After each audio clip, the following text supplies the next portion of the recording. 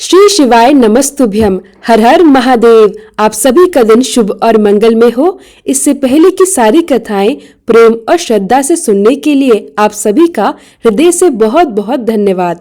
आज फाल्गुन मास का 5वां दिन है। आज के महात्म्य को प्रारंभ करने से पहले हम आपको सुनाने जा रहे हैं भगवान शिव के अत्यंत प्रिय भक्त और वाहन नंदी बैल की पावन कथा। प्राचीन काल की बात है। उस समय शीला आदित्य नाम से एक परम धर्मात्मा और तपस्वी मुनि हुआ करते थे। अपने पितरों की आज्ञा से उन्होंने भगवान शिव की कठोर तपस्या आरंभ की। उनकी इच्छा थी कि उन्हें मृत्यु से रहित और अयोजनित पुत्र की प्राप्ति हो। शीला आदित्य मुनि की तपस्या अत्यंत कठिन थी। वे निरंतर भगवान शिव का ध्यान करते, उपवास रखते और कठोर नियमों का पालन करते थे। शीघ्र ही प्रसन्न हो जाने वाले भगवान महादेव उनकी तपस्या से संतुष्ट हो गए। भगवान शिव स्वयं प्रकट हुए और मुनि से बोले, हे ऋषिवर, मैं तुम्हारी तपस्या से अत्यंत प्रसन्न हूँ। अब तुम जो चाहो वह वर मांगो।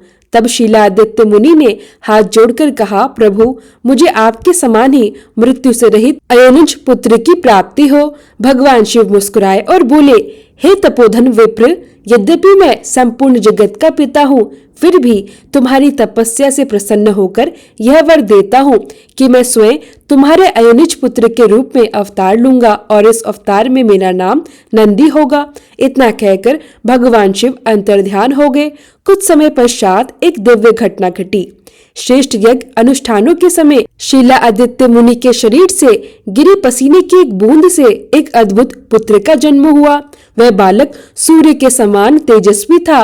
उसके 3 नेत्र थे, जटा मुकुट धारण किए हुआ था, त्रिशूल सहित दिव्य आयुधों से सुशोभित था और वह स्वयं चतुर्भुज रुद्र स्वरूप में प्रकट हुआ। मुनि ने जब उस बालक को देखा तो आश्चर्य और आनंद से भर उठे। वह बालक अत्यंत विलक्षण था। केवल 5 वर्ष की आयु में ही वह सभी वेदों और शास्त्रों का पूर्ण ज्ञाता बन गया। जब उसका 7वां वर्ष पूर्ण हुआ तब 2 मुनि वहां पधारे। एक का नाम था मित्र और दूसरे का नाम था वरुण। उन्होंने शीलादित्य मुनि से कहा, हे मुनिवर, आपके पुत्र की आयु मात्र 1 वर्ष शेष है।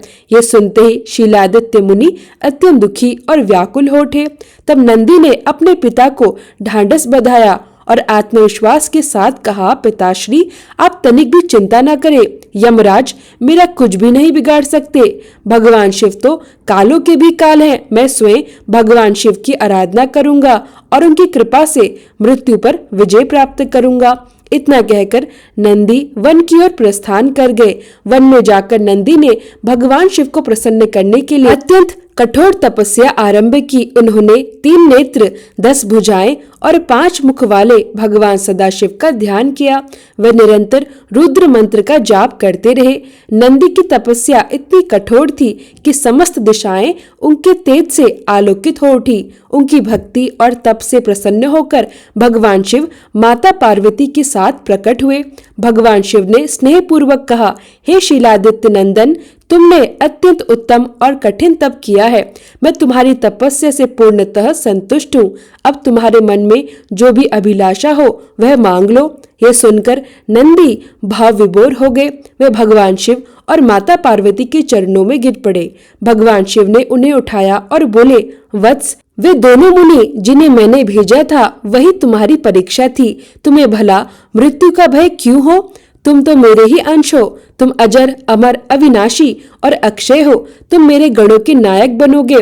तुम्हारे भीतर मेरे समान ही बल होगा। तुम सदा मेरे पार्श्व भाग में स्थित रहोगे। मेरी कृपा से जन्म, जरा और मृत्यु जैसे विकार तुम्हारे शरीर को स्पर्श भी नहीं कर पाएंगे। इतना कहकर भगवान शिव ने अपने गले की कमल माला उतारकर नंदी के गले में धारण कर दी। उस माला को धारण करते ही नंदी 3 नेत्रों और 10 भुजाओं वाले दिव्य स्वरूप में प्रकट हो गए। इसके पश्चात भगवान शिव ने नंदी का गणाध्यक्ष पद पर अभिषेक किया। साथ ही उन्होंने ये दिव्य वरदान दिया, जब भी भगवान शंकर की कोई भी प्रतिमा स्थापित की जाएगी तो उसके सम्मुख नंदी का होना अनिवार्य होगा।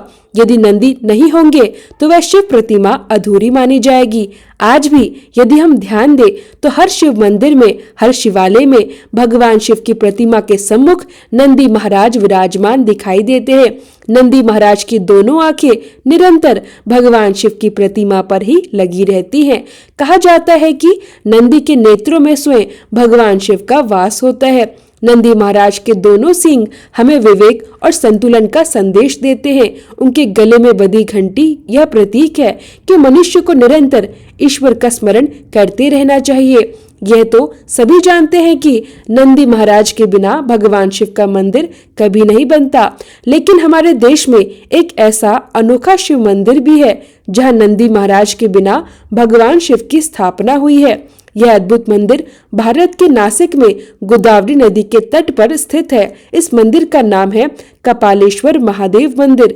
इस मंदिर में भगवान शिव की प्रतिमा तो है, लेकिन यहाँ नंदी महाराज स्थापित नहीं है। इसके पीछे एक पौराणिक कथा प्रचलित है। कहा जाता है कि एक बार भगवान शिव ने ब्रह्मा जी के 5 मुखों में से एक मुख को काट दिया था। 4 मुख तो वेदों का पाठ करते थे, लेकिन एक मुख उन्हीं वेदों की निंदा किया करता था। इसी कारण भगवान शिव ने उस मुख को काट दिया और उन्हें ब्रह्मा हत्या का दोष लग गया। इस दोष से मुक्ति पाने के लिए भगवान शिव भटकते रहे। एक बार वे सोमेश्वर पहुंचे, जहां एक गाय के बछड़े ने उन्हें बताया कि गोदावरी नदी के तट स्थित रामकुंड में स्नान करने से यह दोष समाप्त हो जाएगा। भगवान शिव ने रामकुंड में स्नान किया और इस प्रकार ब्रह्मा हत्या के दोष से मुक्त हो गए। भगवान शिव ने उस बछड़े को अपना गुरु मान लिया और वही बछड़ा बाद में नंदी महाराज के रूप में भगवान शिव के सामने प्रकट हुआ। चूंकि भगवान शिव नंदी को अपना गुरु मान चुके थे, इसलिए कपालेश्वर मंदिर में उन्होंने नंदी को अपने सामने बैठने से मना कर दिया। इसी कारण कपालेश्वर महादेव मंदिर में भगवान शिव की प्रतिमा तो है, लेकिन नंदी महाराज नहीं है। ऐसा विश्वास है कि यदि कोई अपनी मनोकामना नंदी महाराज के कानों में कह दे तो वह शीघ्र ही पूर्ण हो जाती है, क्योंकि नंदी महाराज भगवान शिव के कोतवाल माने जाते हैं और हमारी मनोकामनाएं भगवान शिव तक वही पहुंचाते हैं। इसलिए जब भी भगवान शिव की पूजा करें तो नंदी महाराज और बैल की पूजा अवश्य करनी चाहिए। तो यह थी भगवान शिव के परम भक्त नंदी बैल की पावन कथा। हर हर महादेव। अब सुनिए आज का महात्म्य। श्री सूत जी कहते हैं, एक समय की बात है, दशा देश में व्रजबाहु नाम के एक राजा राज्य करते थे। उनकी पत्नी का नाम सुमति। दुर्भाग्यवश सुमति अपने नवजात शिशु के साथ एक असाध्य और भयानक रोग से पीड़ित हो गई। रोग इतना विकराल था कि उससे छुटकारा पाना असंभव सा प्रतीत होता था। दुष्ट बुद्धि से ग्रस्त राजा व्रजबाहु ने करुणा और धर्म का त्याग कर दिया। उन्होंने अपनी रोगग्रस्त पत्नी सुमति को उसके नवजात शिशु सहित घने वन में त्याग दिया। वन में वह असहाय राजपत्नी अनेक प्रकार के कष्टों को सहती हुई दुर्बल शरीर और टूटे मन के साथ किसी प्रकार आगे बढ़ने लगी। बहुत दूर चले जाने के बाद उसने एक वैश्य नगर देखा। वह नगर स्त्री पुरुषों से भरा हुआ था। उस नगर का रक्षक एक अत्यंत धनी महाजन वैश्य था, जो पद्माकर के नाम से प्रसिद्ध था। वह वैश्य दूसरे कुबेर के समान धनवान माना जाता था। उसी वैश्य के घर में सेवा टहल का कार्य करने वाली एक दासी उधर से गुजर रही थी। दूर से ही उसकी दृष्टि उस पीड़ित राजपत्नी पर पड़ी। दासी उसके पास आई और रानी को देखते ही उसके कष्टों का अनुमान लगा लिया। वह समझ गई कि यह स्त्री अपने पुत्र सहित अत्यंत दुख और पीड़ा में है। दासी रानी को अपने स्वामी वैश्य राजा पद्माकर के पास ले गई। वैश्य ने रोगी पुत्र सहित स्वयं भी रोग से पीड़ित उस राजपत्नी को एकांत में बुलाया और बड़े प्रेम से उसका सारा हाल पूछा। सब कुछ जान लेने के बाद वैश्य ने अपने घर के पास ही एक एकांत गृह में उसे ठहरा दिया। अन्न, वस्त्र, जल और शैया आदि की उत्तम व्यवस्था कर वैश्य ने उसका अपनी माता के समान सम्मान किया।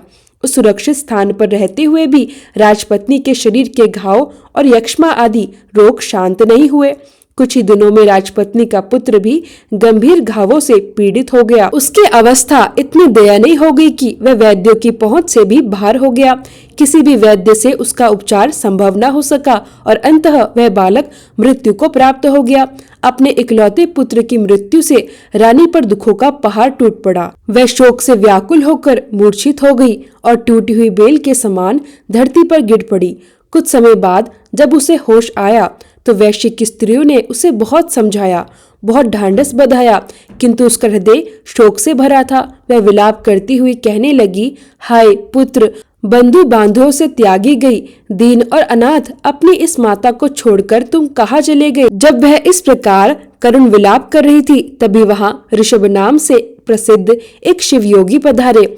वैश्य राज ने श्रद्धा पूर्वक अर्घ्य देकर उनका आदर सत्कार किया। इसके बाद शिवयोगी शोकग्रस्त राजपत्नी के पास आए और उसे स्नेह पूर्वक समझाते हुए बोले, बेटी तुम इतना क्यों रो रही हो। इस संसार में ऐसा कौन है जिसका जन्म नहीं हुआ और कौन है जो मृत्यु को प्राप्त नहीं हुआ।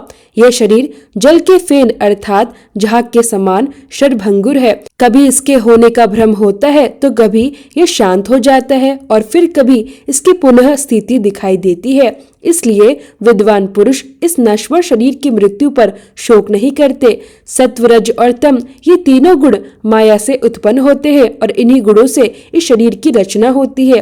जीव अपने कर्मों के बंधन में बंधकर बार बार सुख और दुख की अवस्थाओं को प्राप्त करता है जिनका अनुमान लगाना भी कठिन है।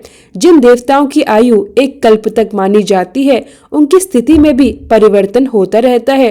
फिर जो मनुष्य देह अनेक रोगों से ग्रस्त है उसकी स्थिति तो और भी अनिश्चित है। कोई काल को शरीर की उत्पत्ति का कारण बताता है, कोई कर्म को और कोई गुणों को। वास्तव में काल, कर्म और गुण इन तीनों के संयोग से ही शरीर की उत्पत्ति होती है।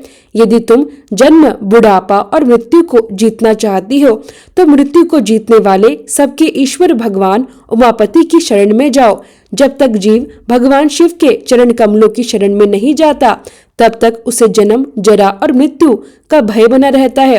अत्यंत भयंकर संसार में अनेक दुखों को भोगते भोगते जब मन संसार से विरक्त हो जाता है तब मनुष्य को भगवान महेश्वर का ध्यान करना चाहिए।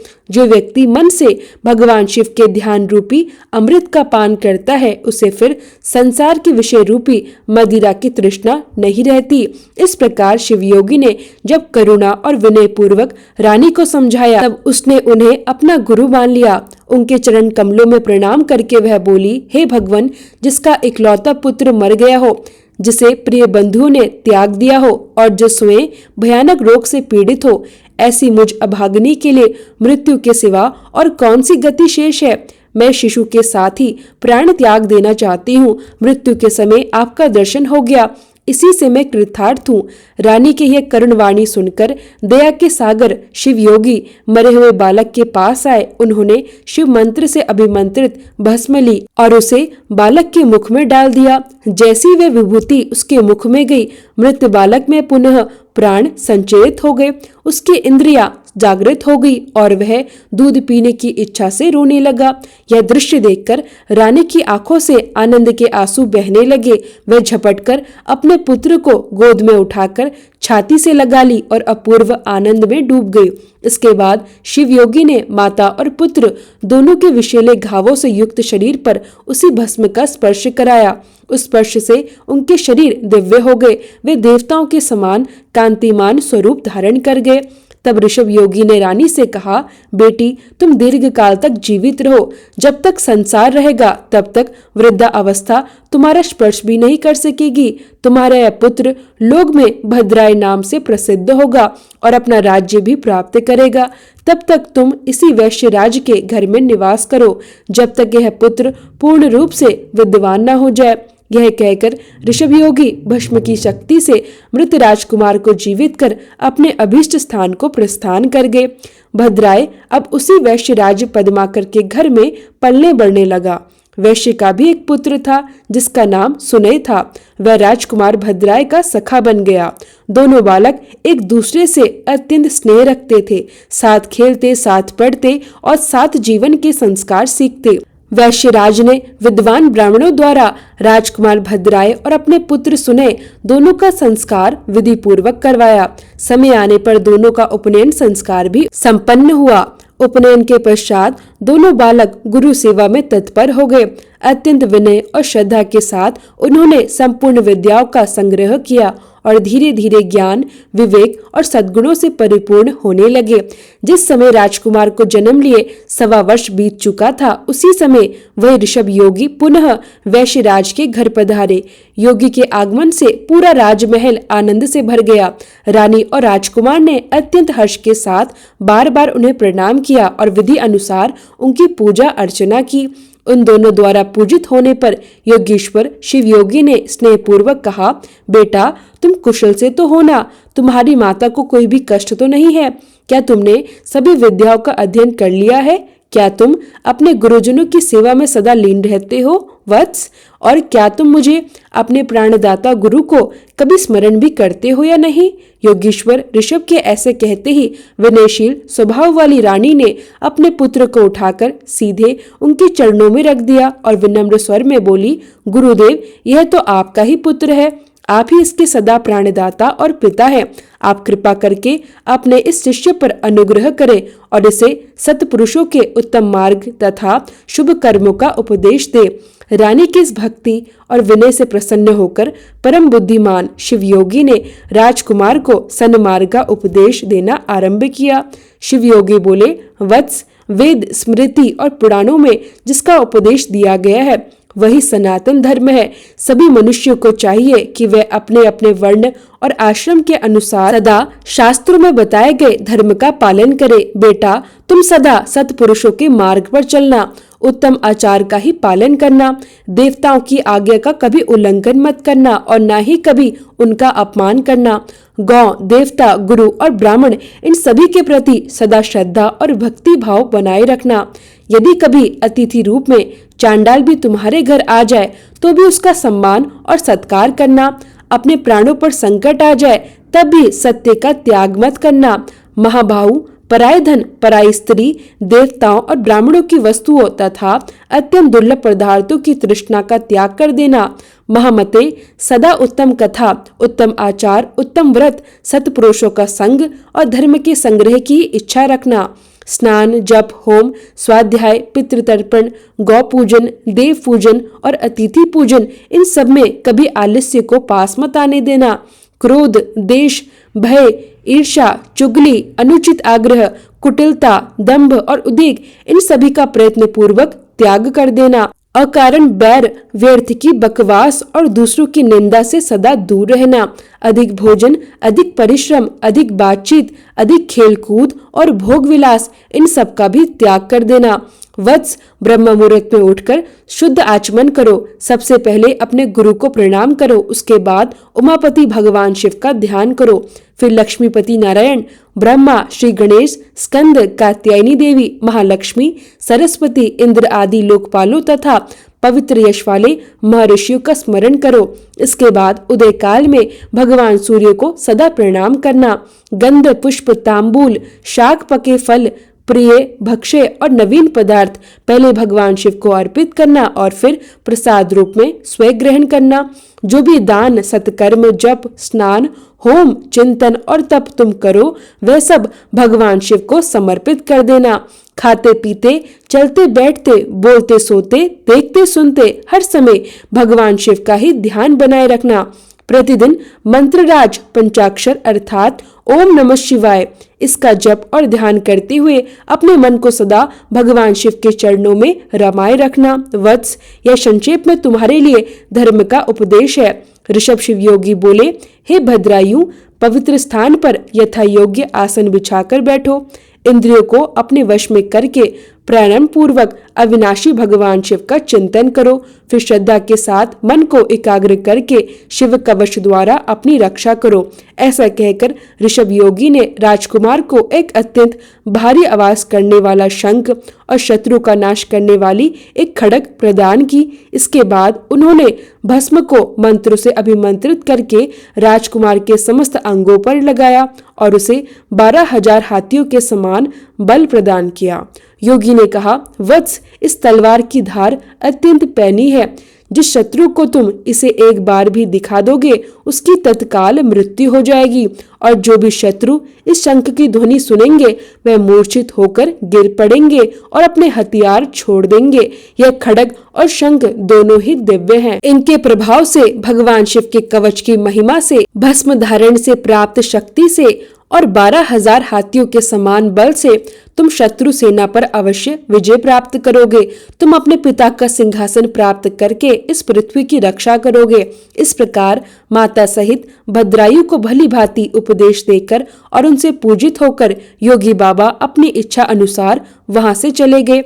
उधर मगध देश के राजा ने राजा व्रजबाहु को युद्ध में पराजित कर दिया, उनकी राजधानी को नष्ट भ्रष्ट कर डाला, उनकी स्त्रियों और गौधन को लूट लिया और राजा व्रजबाहु को बलपूर्वक बांधकर रथ पर बिठाकर अपने नगर ले गया। जब इस प्रकार राष्ट्र के विनाश का भयानक कोलाहल फैला, तब बलवान राजकुमार भद्रायु को भी यह समाचार मिला कि शत्रु ने उसके पिता को बांध लिया है, माताओं को हर लिया है और देश का राज्य नष्ट कर दिया है। यह सुनते ही राजकुमार भद्रायु सिंह के समान गर्जना करने लगा। उसने तुरंत शंख और खड्ग उठाए, कवच धारण किया और घोड़े पर सवार होकर शत्रु को जीतने की इच्छा से बड़े वेग से उस स्थान पर पहुंचा जहां मगध की सेना भरी हुई थी। राजकुमार शीघ्र ही शत्रु सेना में घुस गया और धनुष को कान तक खींचकर बाणों की वर्षा करने लगा। राजपुत्र के बाणों से आहत होकर शत्रु भी उस पर टूट पड़े और भयंकर अस्त्र शस्त्रों से उसे घायल करने लगे। किंतु युद्ध के लिए तत्पर धैर्यवान राजकुमार रणभूमि में तनिक भी विचलित नहीं हुआ। वह शिव कवच से पूर्णतः सुरक्षित था। मगध के सैनिकों की भीषण अस्त्र वर्षा का सामना करते हुए वह वीर भद्रायु ने अद्भुत साहस दिखाया। उन्होंने निर्भीक होकर शत्रु सेना के बीच प्रवेश किया और बहुत ही कम समय में अनेक रथों, हाथियों और पैदल सैनिकों को मार गिराया। रणभूमि में ही एक वीर रथी को उसके सारथी सहित मारकर राजकुमार ने उसी रथ पर अधिकार कर लिया। उसके बाद उन्होंने अपने मित्र वैश्य कुमार को अपना सारथी बनाया और उसी रथ पर सवार होकर युद्ध भूमि में विचरण करने लगे। उस समय ऐसा प्रतीत हो रहा था मानो हिरणों के झुंड के बीच कोई सिंह निर्भय होकर घूम रहा हो। राजकुमार भद्रायु का वह रूप अत्यंत भयानक और तेजस्वी लग रहा था। जब शत्रु सेना के सभी बलशाली सेनापतियों ने यह दृश्य देखा तो वे क्रोध से भर उठे। सभी सेनापति अपने अपने धनुष उठाकर केवल उसी राजकुमार की ओर दौड़ पड़े।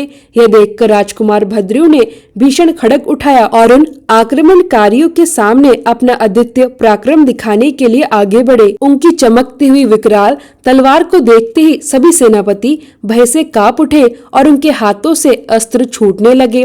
रणभूमि में जो जो सैनिक उस चमचमाती तलवार को देख लेता उसकी तत्काल मृत्यु हो जाती। उसके पश्चात भद्रायु ने शत्रुओं की संपूर्ण सेना का नाश करने के उद्देश्य से अत्यंत गर्जना करने वाले उस महान शंख को बजाया।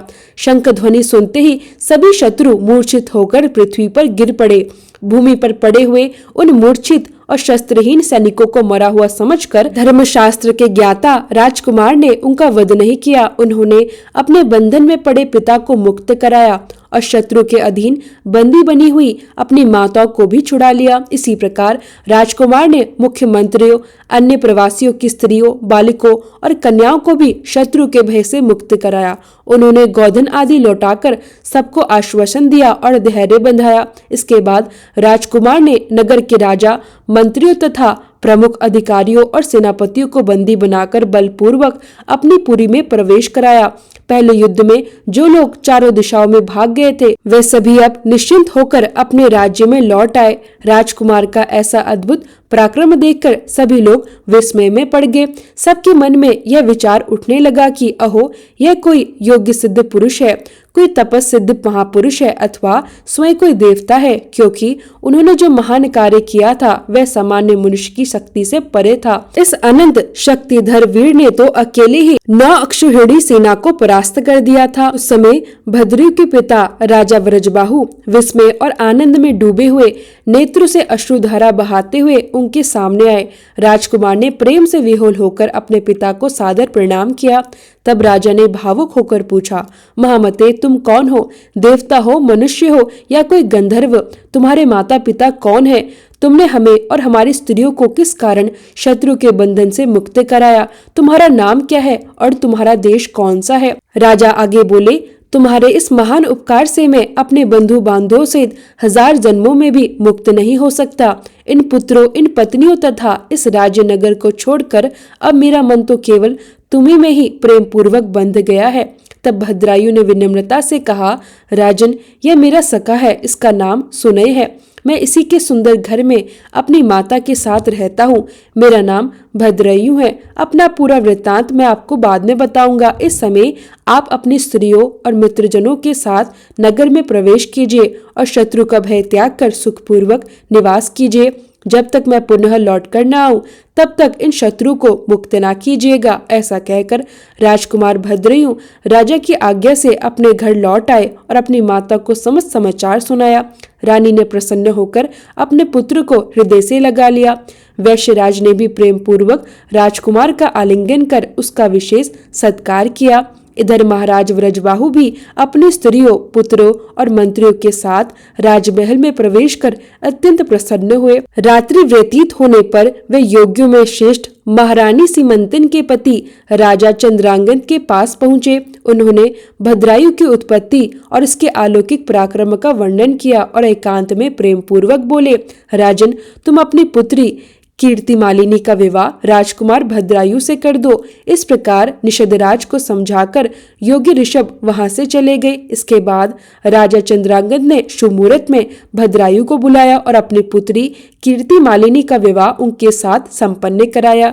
भद्रायु के पिता राजा व्रजबाहु को भी आमंत्रित किया गया। निषदराज ने मंत्रियों सहित उनका स्वागत किया और नगर में प्रवेश कराने के पश्चात सभी का विधि पूर्वक सत्कार किया। व्रजबाहु ने जब यह देखा कि शत्रु का नाश करने वाला भद्राय विवाह करके उनके चरणों में श्रद्धा से प्रणाम कर रहा है, तब वे बड़े प्रेम और हर्ष से उसे उठाकर अपने हृदय से लगा लेते हैं। इसके बाद व्रजबाहु निषद राजा से कहते हैं, चंद्रांगन जी, आपका यह दामाद तो अत्यंत बलवान प्रतीत होता है। मैं इसके वंश और जन्म का यथार्थ परिचय सुनना चाहता हूँ। वज्रबाहु के इस प्रकार पूछने पर निषदराज उनसे एकांत में मिलते हैं और मुस्कुराते हुए कहते हैं, महाराज, ये तो आपका ही पुत्र है। बाल्यावस्था में जब यह गंभीर रोग से पीड़ित था और इसकी माता भी रोग से अत्यंत व्याकुल रहती थी, तब आपने माता सहित इस बालक को वन में त्याग दिया था। वह असहाय नारी बालक के साथ वन में भटकती हुई देवयोग से एक वैश्य के घर जा पहुंची। उस वैश्य ने वहां दोनों की रक्षा की। कुछ समय बाद आपका बालक रोग से अत्यंत पीड़ित होकर मर गया, किंतु उसी समय किसी महान योगीराज का वहां आगमन हुआ और उन्होंने इसे पुनः जीवित कर दिया। उस योगीराज का नाम था शिवयोगी ऋषभ। शिवयोगी ऋषभ के ही प्रभाव से यह माता और पुत्र देवताओं के समान दिव्य रूप को प्राप्त हुए हैं। उन्हीं शिवयोगी ऋषभ द्वारा दिए गए शत्रुनाशक खड्ग और शंख के द्वारा शिव कवच से सुरक्षित होकर भद्राय ने युद्ध में अपने शत्रु पर विजय प्राप्त की है। यह अकेले ही 12,000 हाथियों के समान बल धारण करता है। यह समस्त विद्याओं में पारंगत है और अब यह मेरे दामाद भी बन चुका है। अतः महाराज, आप इन्हें और इनकी पतिव्रता माता को साथ लेकर अपने नगर को जाइए। ऐसा करने से आप उत्तम कल्याण के भागी होंगे। इतना कहकर निषदराज ने राजा चंद्रागत के निवास में ठहरी हुई राजा की ज्येष्ठ पत्नी को वहां बुलाया। वह वस्त्रों और आभूषणों से सुशोभित थी। निषदराज ने व्रजबाहु का परिचय रानी से कराया। यह संपूर्ण वृत्तांत सुनकर और सब कुछ देखकर राजा व्रजबाहु अत्यंत लज्जित हो गए। अज्ञानवश और मूर्खता के कारण उन्होंने जो अनुचित कर्म किया था उसकी वे स्वयं ही निंदा करने लगे। पत्नी और पुत्र के दर्शन से उन्हें अपार आनंद की अनुभूति हुई। उनके समस्त अंगों में रोमांच छा गया और उन्होंने दोनों को हृदय से लगा लिया। इस प्रकार निषदराज से सम्मान और प्रशंसा प्राप्त करके राजा व्रजबाहु अपनी बड़ी रानी राजकुमार भद्राय और पुत्र वधू कीर्तिमालिनी को साथ लेकर समस्त परिवार सहित अपनी राजधानी की ओर प्रस्थान करते हैं। नगर पहुंचकर भद्राय ने अपने पराक्रम और गुणों से समस्त पुरवासियों को आनंदित कर दिया। किया। समय आने पर जब उसके पिता राजा व्रजवाहु स्वर्गवासी हो गए, तब युवा अवस्था में अद्भुत पराक्रमी भद्राई ने ही संपूर्ण पृथ्वी पर शासन किया। उसने ब्रह्मा ऋषियों के समीप मगधराज हेमरथ से मित्रता स्थापित कर उन्हें अपने बंधन से मुक्त कराया। जय भोलेनाथ। आज के अध्याय में बस इतना ही। इसके आगे की कथा आप सभी आने वाले अध्याय में अवश्य सुनिएगा।